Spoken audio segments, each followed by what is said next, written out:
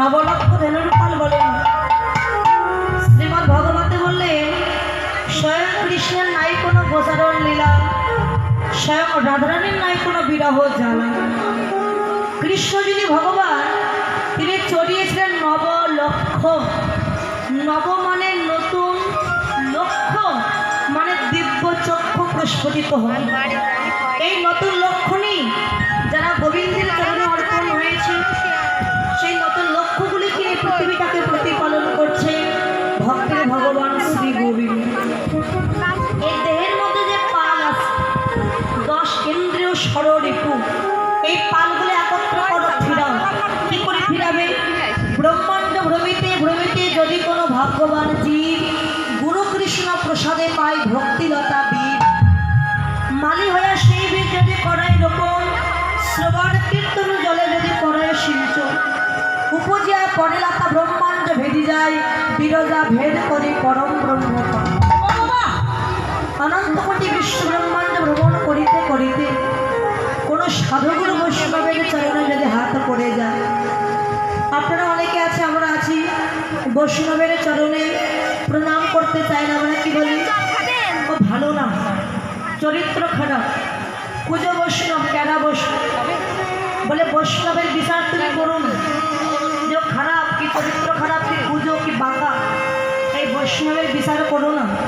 যাকে পাবে তার চরণ ধরে অঙ্গে মাখো, মাখতে মাখতে যদি প্রকৃত বৈষ্ণবের চরণে হাত পড়ে যাবে, সেদিন বৈষ্ণবের কৃপায় ভগবানের কৃপা হয়ে যাবে।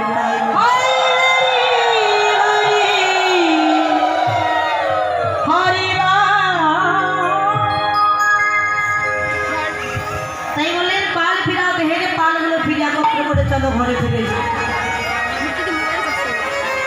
মোবাইল দেবেন? আর বিলম্ব করিস না ভাই, মা কাজ আজ মাঠে আমাদেরও বিলম্ব দেখে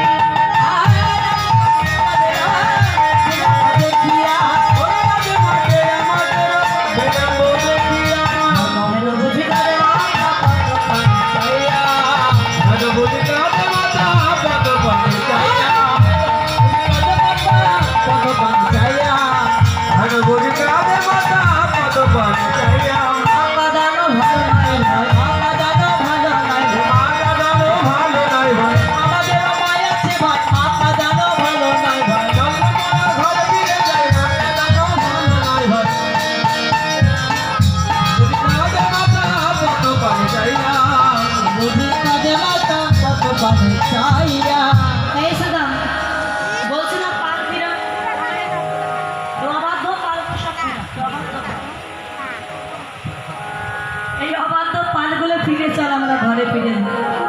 কেননা মা কাজ। তোমার এই পাড়াটির নাম হচ্ছে উত্তর গোষ্ঠ, তাই না?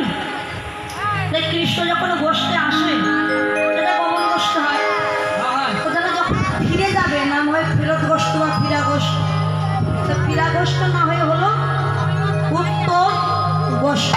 কেন হলো? দেখুন, এসেছি ভবে, যেতেই হবে, এসেছি মরতে হবে, একদিন মরতে। স্বর্গের 4টি দ্বার, পূর্ব পশ্চিম উত্তর দক্ষিণ। 4টি দ্বারের মধ্যে উত্তর দুয়ারটা হচ্ছে শ্রেষ্ঠ দুয়ার, মুখ্য দুয়ার। দেখবেন জীবিত অবস্থায়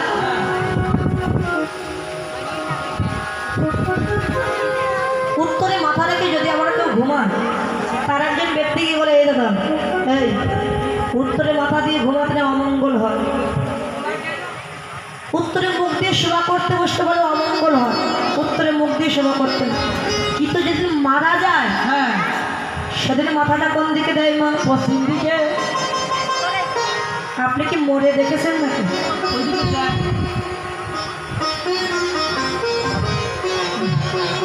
কোন দিকে দেয় মা মাথা? সবারই কিন্তু উত্তর দিকে দেয়।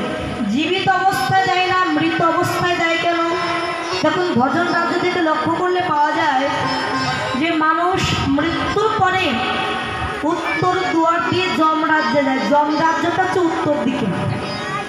যমরাজ্যে যেতে হলে একটা নদী পার হতে হয়, যে নদীটার নাম হচ্ছে বৈতরণী নদী। এই নদীটা পার হয়ে যমরাজ্যে যাওয়ার পরে আমি যদি ভালো কর্ম করি, তাহলে পরমাত্মার সাথে আমার মিলিত হবে বৈকুণ্ঠে। যমরাজ্যে গিয়ে মিলিত হবো, বৈকুণ্ঠে চলে যাব। আর যদি খারাপ কর্ম করি সারা জীবনে নরক যন্ত্রণা ভোগ করতে হবে। এখন গোষ্ঠ হচ্ছে দুইটা বাবু, একটা সংসার গোষ্ঠ আর একটা যেখানে আমরা সবাই ছিলাম ওই একটা গোষ্ঠ। তাহলে এই গোষ্ঠ ছেড়ে আমরা আপন গোষ্ঠ আপন ঘরে যাব। এই গোষ্ঠ ছেড়ে যদি ওই গোষ্ঠে যায়, ওই গোষ্ঠে যেতে হবে উত্তর দুয়ার দিয়ে। সবাইকে উত্তর দুয়ার দিয়ে উত্তর গোষ্ঠে যেতে হবে। তাই মহাজনের পালাটির নাম দিল উত্তর গোষ্ঠ। তাই বলে এই নয় কৃষ্ণ গরু বাছুর নিয়ে ঘরে চলে গেল, এটা নয়। বলে যারা তত্ত্বদর্শী ব্যক্তি, জ্ঞানী ব্যক্তি, তারা ঠিকই বুঝতে পারবে উত্তর গোষ্ঠ মানে আমাদের সবারই আপন ঘরে যাওয়ার কথা বলছে।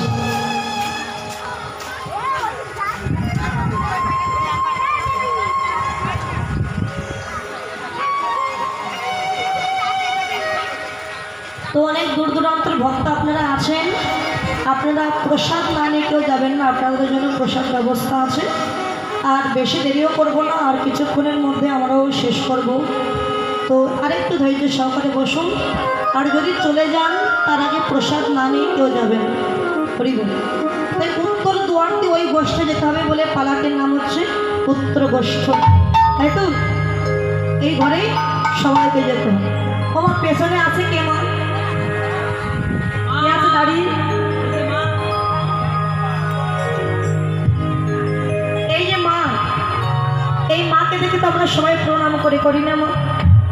কিন্তু নিজের বাবা মাকে কবার প্রণাম করি গো?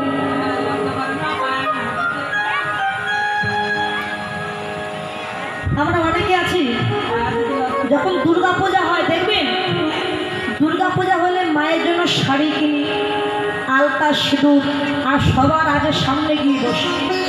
আবার এমন করে লম্বা হয়ে প্রণাম করি আমরা যে মাকে কত ভক্তি করি।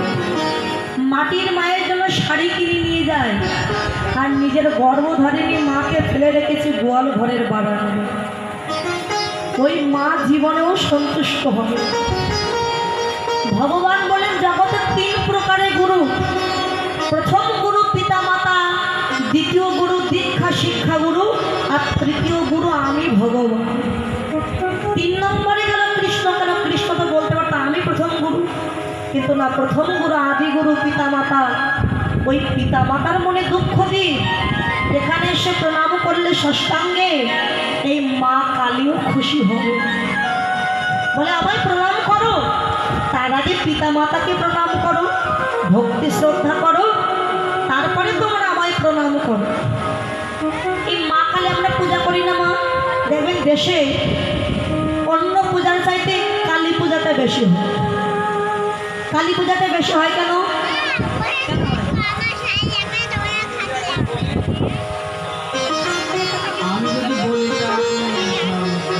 তো যে যেমন ব্যক্তি তেমন ভাবে কথাটা কিন্তু বলে। কালী পূজা যখন হয় তখন বলে কি জানেন, কালী পূজা করলে পাঁঠার মাংস খাওয়া যায়, তাই কালী পূজাটা হয়। আর কালী পূজা হলে আরেকটা কি খাওয়া যায়?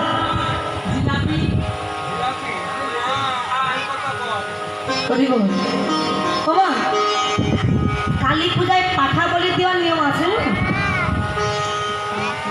বলে কালী পূজায় শাক বলি দেওয়ার নিয়ম। শাক মানে ছাগল নয়, শাক মানে দেহের মধ্যে তোমার 6টা রিপু আছে, কাম ক্রোধ লোভ মদ মোহ মাৎসর্য। এই 6টা রিপুকে আগে মা কালীর চরণে বলি দাও। মা তো জগৎ জননী, আমারও মা, আপনারও মা, সবার মা। তাহলে মা যদি সবার হয়, মা কি কখনো সন্তানের রক্তে তুষ্ট হয়? তুষ্ট হয় না। জগৎ জননী মা সন্তানের রক্তে তুষ্ট হন না। বলে এই 6টা রিপুকে আগে বলি দাও। মা কালী পূজা করে আমরা কি বলি? ধনং দেহি, বিদ্যাং দেহি, যশং দেহি, পত্নী দেহি, সুন্দরী স্ত্রী দেহি। তারপর দেখি কি কিচ্ছুং দেহি, মানে মা কালীর কাছে যখন চাইবেন ঘর দাও, বাড়ি দাও, গাড়ি দাও, আরে মা তার কাছে চাইছি বস্ত্র দাও, মা কালী তাই উলঙ্গিনী হয়ে ঘুরে বেড়ায় না বাবা? আচ্ছা মা কালীর বস্ত্রের অভাব আছে, কেন তিনি উলঙ্গিনী হয়ে ঘুরে বেড়ায়? মা কালী বললেন কৃষ্ণের পরম ভক্ত হচ্ছে মা কালী। শিব, গণেশ, সাধুগুরু, বৈষ্ণব আর সূর্যদেব, এরা হচ্ছে 5 জন পরম ভক্ত। তাহলে কালী বলে কৃষ্ণ পেতে হলে 5 জনকে অন্তত ভজন করবে। শাক্ত, শৈব, সৌর, গানপত্যায়, বৈষ্ণব। শাক্ত মানে কালীর উপাসক, শৈব মানে শিবের উপাসক, সৌর মানে সূর্যের উপাসক, গানপত্যা মানে গণেশের উপাসক, বৈষ্ণব মানে আপনাদের মতো সাধুগুরু বৈষ্ণব। এই 5 জন। তাহলে কালী পূজা করে মাকে বলি বিদ্যা দাও, বস্ত্র দাও। মা কালী বলছে আমি কৃষ্ণকে পাওয়ার জন্য বস্ত্র ত্যাগ করে দিয়েছি। কিসের বস্ত্র? আমি বিষয়ের বশত ত্যাগ করে দিয়েছি। তোরাও যদি কৃষ্ণ পাওয়ার জন্য বিষয়ের বসনটা ত্যাগ করতে পারতিস, তাই বলে এই বস্ত্র নয়, বিষয় বাসনার বসন যদি ত্যাগ করতে পারতিস, তোরাও কৃষ্ণ কৃপা পেতিস। তাহলে মা কালীকে বাড়ি আহ্বান করে কি বলা উচিত? হে মা কালী, তুমি পরমা বৈষ্ণব, কৃষ্ণের আশেপাশে তুমি থাকো। আমরা যে কৃষ্ণকে ডাকি, আমাদের ডাক কৃষ্ণের কর্ণে যায় কিনা আমরা জানি না। তাই তোমাকে আমাদের মনের কথা বলছি, তুমি আমাদের হয়ে দয়া করে আমাদের কথাটা একটু কৃষ্ণকে বলো। আপনারা বলবেন তাহলে কৃষ্ণকে যদি মনের কথা বলতে হবে, ডাইরেক্ট কৃষ্ণকে বলবো, মা কালীকে ধরতে যাবো কেন? হবে তাকে ডাইরেক্ট বলবো, ওমা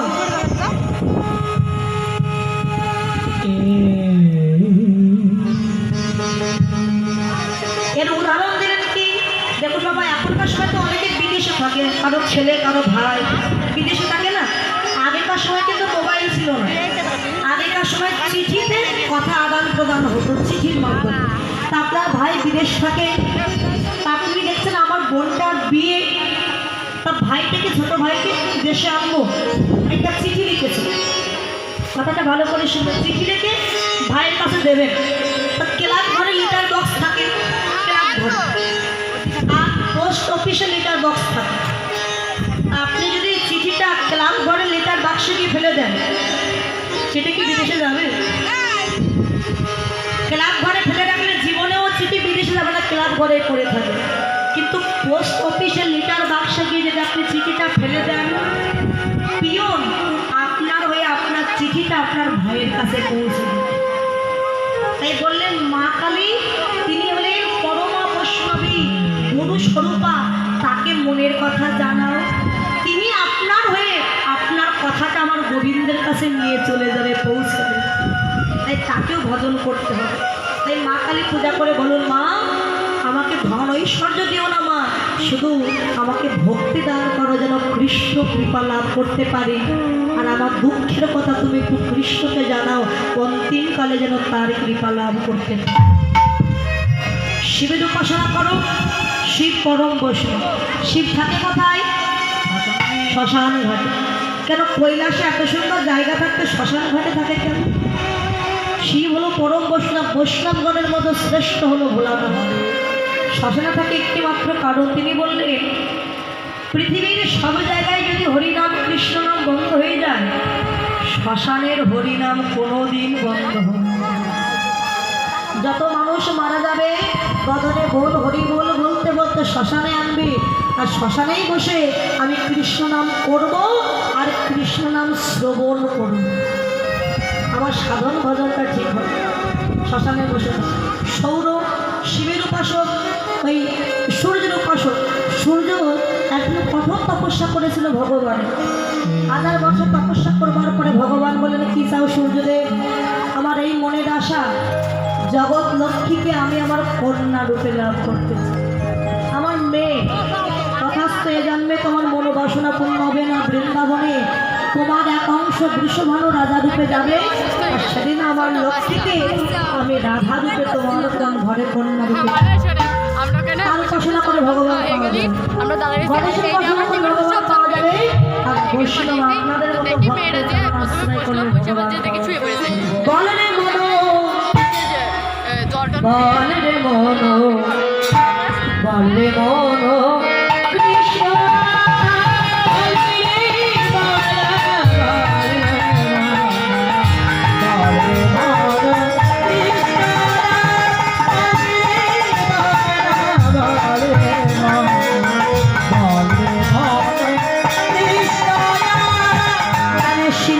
ভেসে যায় তোমার কথা নামে শিলা ভেসে যায়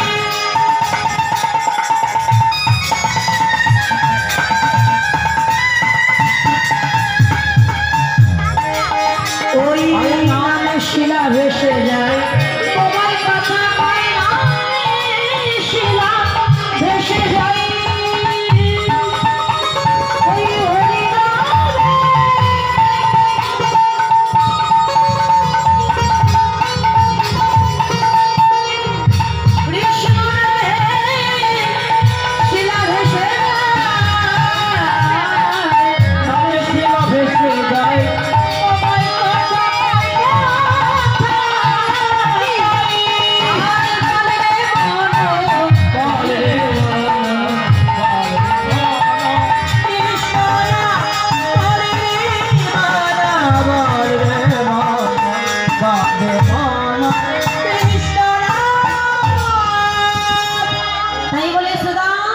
চল ঘরে ফিরে যাও পাল জড়ক বলরাম দাস কয়ে শুনি কানাইয়ের বল সকল রাখাল মজের পরে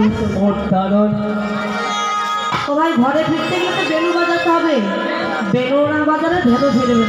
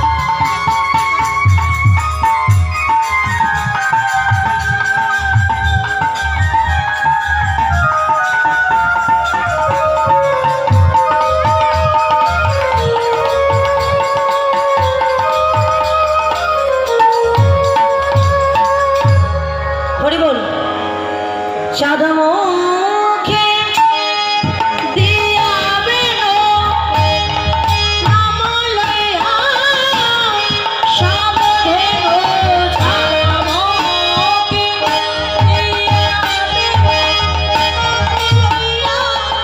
সাধেনো ডাকিতেলা গিলয় উচ্চই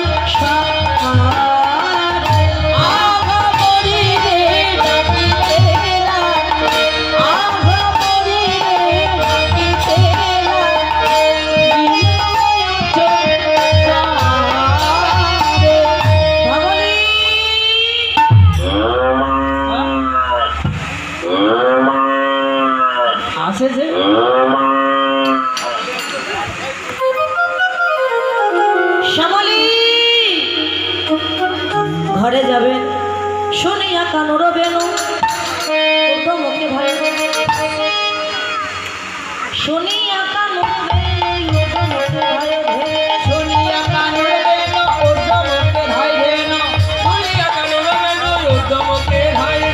উৎসব ফেলে পিঠে করে আরে দেওয়ানে যে ধন ছিল ফিরায় একত্র কইল ধেনু ছিল ফিরিয়া একত্র করিল দেওয়ানে যে ধেনু ছিল ফিরিয়া একত্র করিল চালাইল বকুলের পথে চালাইল বকুলের পথে লাইট দিয়ে না ভক্তদের অসুবিধা হচ্ছে অনুষ্ঠানের লাস্টের দিক দিয়ে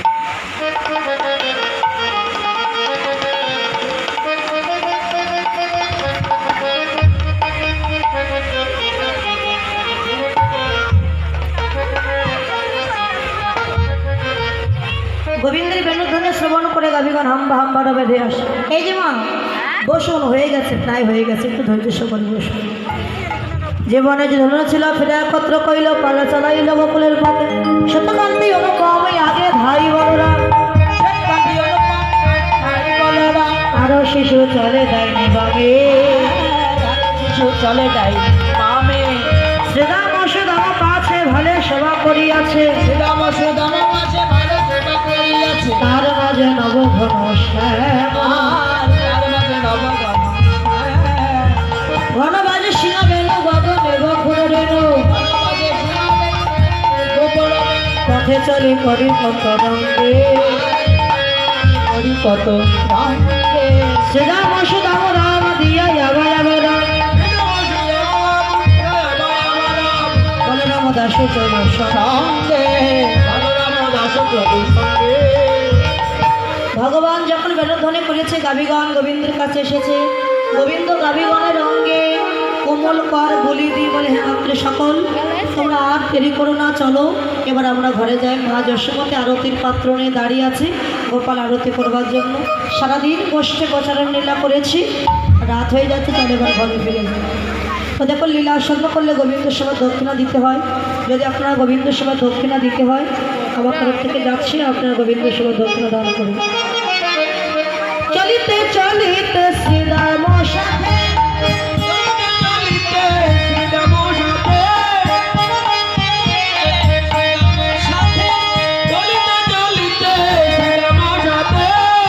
কদলি কানন হেরায় পথে। আচ্ছা, কদলি মানে কি মন? কদলি মানে কমলা গাছ। বাবা, কদলি মানে কমলা, কলা। কলা। তো কলা গাছ দেখতে পেয়ে বসে এসেছিলাম। দেখ ভাই, কলা পেকে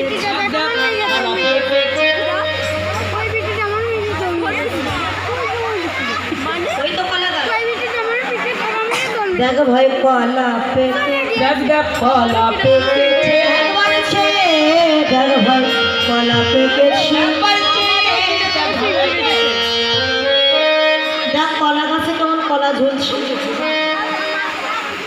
আপনার গোবিন্দ সেবা দক্ষিণ দিতে হলে ওনার কাছে দিয়ে দেন। তো যা কলা গাছে গিয়ে কলা পেড়ে নিয়ে বলে, ভাই কলা গাছে তো ওঠা যাবে না, কলা গাছ টালা গাছ। বলে, আমি তোকে কাঁধে করে উঁচু করে ধরবো, তুই কলা পেড়ে নি। আচ্ছা, কাঁধে করে উঁচু করে ধরলো, সেটা কলা পেড়ে নিয়ে।